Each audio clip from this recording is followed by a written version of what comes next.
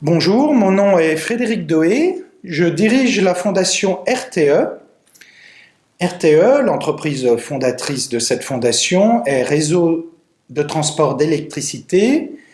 Ce sont les infrastructures qui permettent d'assurer la solidarité électrique entre les différents territoires de notre pays à chaque instant. On les appelle aussi les autoroutes de l'électricité. Et il y a 10 ans, cette entreprise a voulu créer une fondation qui soit dédiée à l'espace dans lequel ces infrastructures se déploient, c'est-à-dire le monde rural.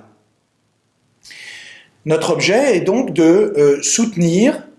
des actions d'intérêt général, comme toute fondation, portées par des structures de l'économie sociale et solidaire, c'est déjà une particularité, donc issues de la société civile, dans le monde rural. Ces projets sont regardés avec plusieurs critères, et parmi ceux-ci, la qualité du modèle économique, au-delà du soutien à l'amorçage du projet qui peut être fait par la Fondation, la qualité et la performance sociale et environnementale du projet, et c'est nouveau, et c'est ce qui justifie notre présence à ces 5e journées, la qualité du partenariat territorial, c'est-à-dire de l'ensemble des acteurs locaux qui contribuent à ce projet. Autrement dit, nous soutenons des entrepreneurs sociaux, mais ça n'est pas qu'un projet d'une entreprise, c'est le projet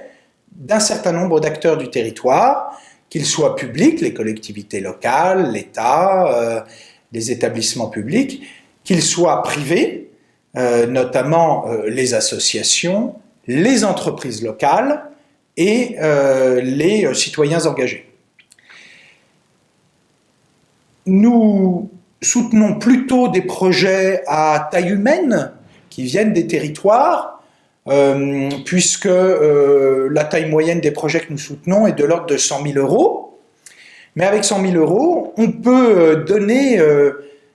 du grain à moudre à des acteurs sur un territoire qui veulent faire converger leurs efforts pour contribuer à un service qui manque sur le territoire, à une qualité de vie à améliorer. Aujourd'hui, par exemple, il y a beaucoup de projets qui peuvent porter sur des tiers-lieux, de telle sorte que les territoires puissent attirer des emplois, ou des projets sur la mobilité, qui est,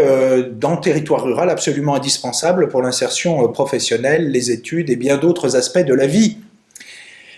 Mais nous faisons bien d'autres choses, comme par exemple le soutien à des projets d'agroécologie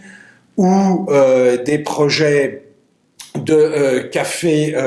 ou de commerce solidaire qui permettent de nouer des liens entre tous les habitants de ces territoires. Pour conclure, je dirais que notre fondation est intéressée à tous les aspects de la coopération entre acteurs du territoire, que les alliances entre acteurs locaux nous paraissent essentielles au succès des projets qui visent à améliorer la qualité de vie et l'attractivité dans le monde rural, et c'est ce que nous sommes venus chercher aujourd'hui, des personnes qui, comme nous, soutiennent ces alliances.